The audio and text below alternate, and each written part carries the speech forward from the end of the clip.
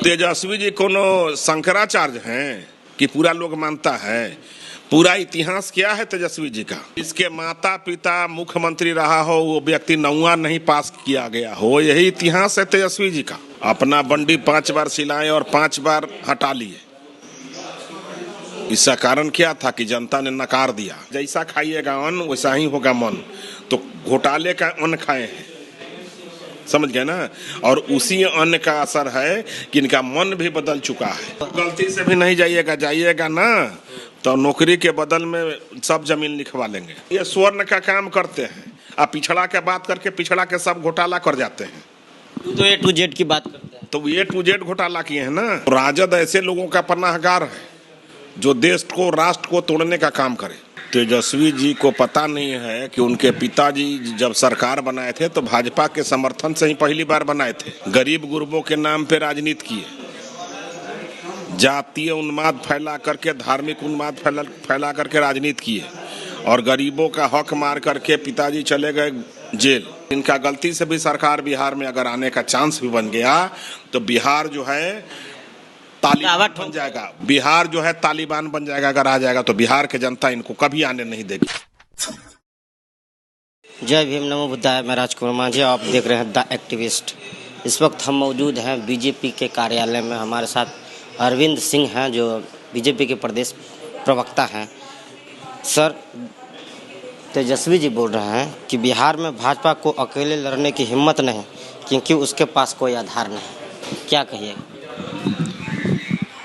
तेजस्वी जी को पता नहीं है कि उनके पिताजी जब सरकार बनाए थे तो भाजपा के समर्थन से ही पहली बार बनाए थे। भाजपा आज जो है पूरे देश में सत्ता में है। अपना बंडी 5 बार सिलाए और 5 बार हटा लिए। इसका कारण क्या था कि जनता ने नकार दिया। गरीब गुरबों के नाम पे राजनीति किए, जातीय उन्माद फैला करके, धार्मिक उन्माद फैला करके राजनीति किए और गरीबों का हक मार करके पिताजी चले गए जेल। इसलिए नेता प्रतिपक्ष श्री तेजस्वी यादव जी को सब लोग जानता है। अभी हाल फिलहाल में 4 ठो जो है AIMA के विधायक को उन्होंने ज्वाइन कराया। इसलिए ज्वाइन कराया कि हिना साहब ने कही, स्वर्गीय साहबुद्दीन जी पूर्व सांसद सिवान की धर्मपत्नी, कि मैं किसी दल में नहीं हूं, मैं पूरे बिहार का दौरा करूंगी। उसी के जवाब में इन्होंने 4 मुस्लिम विधायकों को तोड़ करके ज्वाइन करा लिए। और वो विधायक अपने नेता से नाराज थे कि उन्होंने जो महाराष्ट्र में घटना घटी थी, ओवैसी साहब ने कहा था कि जो राजस्थान में घटना घटी थी और जो एक हत्या हुआ था उसमें ओवैसी साहब ने कहा था कि यह बहुत ही क्रूर घटना है, इस पर जो दोषी है उसको पकड़ के कानून क्रूर से क्रूर सजा दे। तो उसके विरोध में ये लोग राजद में चला गया। तो राजद ऐसे लोगों का पनाहगार है जो देश को राष्ट्र को तोड़ने का काम करे। तो हम तो समझते हैं कि आप कह रहे हैं कि साहबुद्दीन की पत्नी जहाँ से मतलब बोले कि RJD में हम अब नहीं है, तो उनसे बदला लेने के लिए ऐसा किया गया। वो तो ये नेता प्रतिपक्ष ने किया।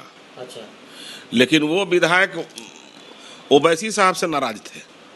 उन्होंने जो राजस्थान में जो घटना घटी, जो एक दर्जी का काम करता था, पिछड़ा समाज के व्यक्ति हिंदू, उसको गला काट दिया गया था। इसके लिए वो कहे कि ये ठीक नहीं है, अमानवीय कृत्य है, इसमें जो दोषी है उसको सजा देना चाहिए, क्रूर से क्रूर सजा देना चाहिए, कठोर से कठोर सजा देना चाहिए। तो उसके विरोध में ये लोग चले गए राजद में, उनको छोड़ करके दगा दे दिए। तो ऐसे लोगों का पनाहगार है राजद। राजद ऐसे ही लोगों से मिल करके सत्ता बनाने का काम करता है। तो आपको डर है क्या? आपके भी विधायक को तोड़ेंगे क्या? डर नहीं है, हमको डर क्यों है? डर उनको है। अग्निपथ के नाम पर जो नौजवानों को, गरीबों को, दलितों को, पिछड़ों को, वंचितों को जो रोजगार देने का भारत के प्रधानमंत्री जी ने जो काम किया, उनके साथ वो लोगों को बरगला करके और रेल जलाने का काम किया। पहले राजद था, रेल घोटाला दल था, अब रेल जलाओ दल हो गया। कुछ दिन के बाद जो है राष्ट्र जलाओ दल हो जाएगा। तेजस्वी जी तो कह रहे हैं कि अब तो हम बहुत बड़ी पार्टी हो गई, इसलिए तेजस्वी जी कोनो शंकराचार्य हैं कि पूरा लोग मानता है? पूरा इतिहास क्या है तेजस्वी जी का? वो बता रहे हैं कि बिहार में अभी नंबर 1 पार्टी मेरी। जिसके माता पिता मुख्यमंत्री रहा हो वो व्यक्ति 9वां नहीं पास किया गया हो, यही इतिहास है तेजस्वी जी का। जिनके माता पिता बिहार के मुख्यमंत्री रहे हो और अपना सर्टिफिकेट के नाम पर 9वां पास है, यही ना है। 9वां पास कर रहे हैं कि 9वां फेल है, ऐसा आप बोल रहे हैं। लेकिन वो तो कहें कि ईवीएम के माध्यम से हमको हराया गया है, लेकिन अगर ईवीएम नहीं होता तो हम जीते हुए थे। तो उतना दिन इनके पिताजी ईवीएम के माध्यम से न सरकार चलाए, उतना दिन बैलेटे पेपर से न चलाए। ये तो वही ना अपना बखान कर रहे हैं। जिसका चोर के दाढ़ी में तिनका देखे हैं वही होता है। जाकी रही भावना जैसी प्रभु मूरत देखी तिन तैसी। ये उसी टाइप के घोटाले के चश्मा और अन्न खाए हैं। जैसा खाइएगा अन्न वैसा ही होगा मन। तो घोटाले का अन्न खाए हैं, समझ गए ना। और उसी अन्न का असर है कि इनका मन भी बदल चुका है, उसी टाइप का हो गया है। सारा चीज को उसी निगाह से देखते हैं। आप कौन आधार पर उनको हराइएगा? क्या आधार है? हम सेवा के भाव से जा रहे हैं, विकास कार्यों से जा रहे हैं, हम गरीब गुरबों के बीच में जाते हैं। हम अंतिम व्यक्ति, समाज के अंतिम व्यक्ति को भारत के राष्ट्रपति का उम्मीदवार बनाए हैं और वो एक स्वर्ण समाज के व्यक्ति को भारत के राष्ट्रपति का उम्मीदवार बना करके वोटिंग कर रहे हैं। वो तो कहते हैं कि दलित बस्ती में हम जाते हैं, आप तो खाली हेलीकॉप्टर बस्ती में जाते हैं। तो हम तो आदिवासी समाज के व्यक्ति को, जो सबसे पिछड़ा व्यक्ति है, आप बताइए है कि नहीं है, और उस व्यक्ति को भारत के राष्ट्रपति का इंडिया ने कैंडिडेट बनाया और उसका वो विरोध कर रहे हैं। तो इनको माने हम जब दलित समाज का, पिछड़ा समाज का, आदिवासी समाज का, बैकवर्ड समाज का हम जो है काम करने लगे, हम जो है उसको बनाने लगे, तो इनको जो है खराब लगता है और ये स्वर्ण का काम करते हैं। अब पिछड़ा के बात करके पिछड़ा के सब घोटाला कर जाते हैं। तो A to Z की बात करते हैं। तो A to Z घोटाला किए हैं ना, A to Z घोटाला किए हैं। तो बोलते हैं कि A to Z विकास करेंगे। A to Z विकास कर नहीं रहे हैं।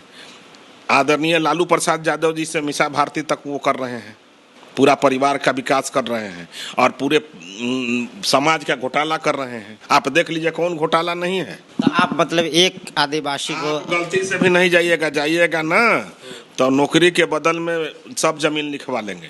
आप कह रहे हैं कि आप हम एक आदिवासी को प्रधानमंत्री राष्ट्रपति बना रहे हैं, तो क्या बस एक ही को, क्या बाकी कुछ नहीं? 8-10 गो राष्ट्रपति बनता है क्या?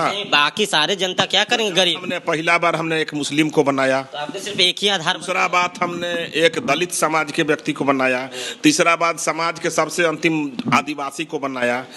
तो और उसके बाद हमको जनता अवसर जब देगी तो फिर और आगे हम उदाहरण पेश करेंगे। वो तो एक बार अवसर मिला है तो आदरणीय जसवंत सिन्हा जी को उन्होंने एक स्वर्ण समाज के व्यक्ति के लिए एकदम जो है खूंटा ठोक के खड़ा रहते अगर आदिवासी समाज के लिए, तो समझ में आती कि ये पिछड़ों के राजनीति करते हैं, ये दलितों के राजनीति करते हैं, आदिवासी के करते हैं।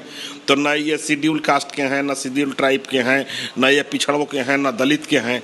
ये तो स्वहिताय के राजनीति करते हैं, परिवारवाद की राजनीति करते हैं, जात पात के उन्माद फैला करके खुद का रोजगार स्थापित करते हैं, धार्मिक उन्माद फैला करके अपना राज करते हैं। ये अपने परिवार से बाहर निकलने वाले लोग नहीं हैं। और इनका गलती से भी सरकार बिहार में अगर आने का चांस भी बन गया तो बिहार जो है तालिबान बन जाएगा। बिहार जो है तालिबान बन जाएगा। अगर आ जाएगा तो बिहार के जनता इनको कभी आने नहीं देगी। तेजस्वी जी तो दावा ठोक रहे कि अकेले, तो जिस रोज से काउंटिंग हुआ था उसी रोज से बंडी उंडिया रंग रोगन करवा के रख लिए थे, चेहरा से लेके पूरा जो है घर द्वार तक, लेकिन वो वैसे ही रखा रह जाएगा। कह रहे हैं कि अगला बार आने दीजिए जो चुना हो मुख्यमंत्री का, अकेले अगला बार नेता प्रतिपक्ष लायक भी जनता उनको नहीं छोड़ेगी।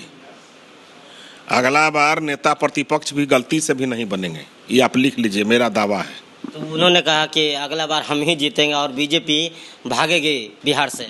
अच्छा, तो हीरा के जैसे हीरा के चोर वैसे खीरा के, कोई चोर कहता है कि मैं चोर हूँ? हारने वाला कहता है कि मैं हार जाऊंगा? मतलब फाइनल कर दिए एकदम 200% ही नेता प्रतिपक्ष भी नहीं रहेंगे। ना मुख्यमंत्री बनना तो दूर, नेता प्रतिपक्ष भी लायक भी नहीं रहेंगे। जनता इनको नहीं छोड़ेगा। मतलब अगली बार भी एनडीए की ही सरकार रहेगी, भारी बहुमत की। भारी बहुमत? हाँ, मतलब एनडीए में सरकार रहेगा, भारी बहुमत। भारी बहुमत। तेजस्वी जी को नहीं जीतने दीजिएगा? तेजस्वी जी अपने चुनाव हार जाएंगे। अभी तो नंबर 1 पार्टी बनी हुई है, कह रहे हैं कि हम ही जीतेंगे। पार्टी कैसे बनी है से आप समझिए रहे, हम पूरा बात कह दिए। ये अगला बार दोनों भाई कोई चुनाव नहीं जीतने जा रहे हैं। अगला बार नहीं जीते? ना नहीं जीतेंगे। चलिए, धन्यवाद इनसे बात करके। धन्यवाद सर। इन्होंने साफ साफ कहा कि तेजस्वी जी किसी भी हालत में नहीं बनेगा, और मेरे पास आधार है कि हम सब गरीबों को मदद करते आए हैं और सबका साथ सबका विकास का नारा लेके चलते रहे। हमने गरीब से गरीब आदिवासी को राष्ट्रपति का उम्मीदवार बनाया है। अब मैं क्या कहूँ, और उनका जो पलड़ा और गिरने वाला है, और एनडीए की सरकार भारी बहुमत से बनेगी अगली बार। क्या प्रतिक्रिया है कमेंट बॉक्स में बताइएगा। अगर ये वीडियो आप फेसबुक पर देख रहे हैं तो लाइक करें, यूट्यूब पर देख रहे हैं तो सब्सक्राइब करें। धन्यवाद।